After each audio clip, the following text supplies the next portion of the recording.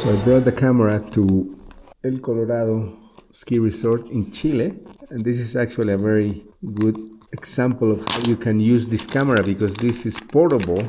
So we wouldn't be here all the time, so we will bring it here when we come and then we'll take it off. So first thing I notice is do not charge the camera in the environment below 0 centigrade. Right now here in Santiago, or in this ski resort, it's 28, which is -1. So in this case, we wouldn't be able to charge it because of the weather, but a good piece of information to know. Here are all the instructions, smart Wi-Fi security camera. Here's the QR code for the guarantee, basic instructions of how to use it.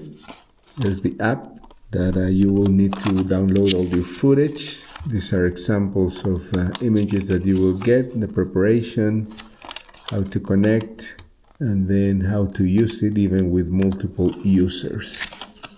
Finally, the instructions to install the camera, the angles where you can put it, how to attach it to the windows or wherever you're going to put it.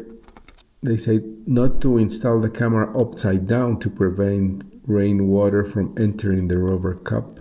So another good use, so the camera will go up and so on. Here are the pads to install it wherever you are. This metal base you will use if you were to install it permanently, which I don't think we will here. USB-C wire cable to charge it, and the camera itself. So what they say there is not to install it like this. It always have to be upside down because you don't want water coming in here. Oh, this is metallic, so you will put it anywhere you want it, even temporarily. And wow, this is really strong magnet.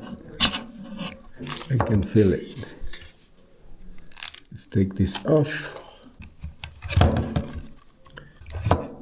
Here are the compartments to charge it. The USB-C wire will go here. And let me see if it has a power button. I don't see it. So we're gonna download the app and see how it is. So I read some of the instructions here, and the power button is here. There it is, it's turning on. So the instructions here says the red light is device error detected, Wi-Fi pairing mode advanced, searching. I'm going to download the app first and then try to operate it. Here's the QR code. Oh, I already have this app, so this will add a device here. Let's see. So we were able to connect the app and link the actual camera, and actually the magnet is on the base. So here, for example, you go, there it's fixed. Now we can start playing with it here with the app.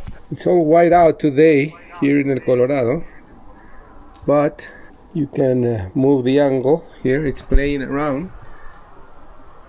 So let's say that we were all the way down in Santiago, which is down there.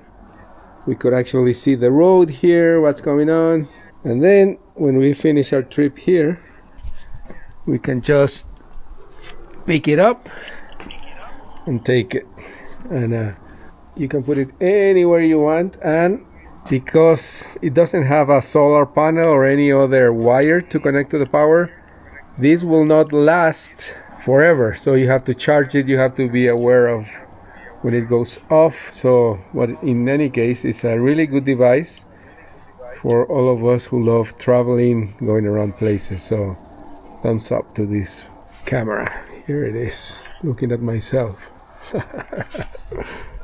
So here we find an installation now in Santiago. We set it up here to look out into the city and the rest of this balcony here. And the beauty of this is that if we want to take it out, we just take it from the wall, the magnet there, and it will be working. Again, this camera is not meant to be a replacement for one that is wired and is permanently getting power. This will run out of power at some point, but you can take it off and just plug it into a USB-C and have it again. Really good product.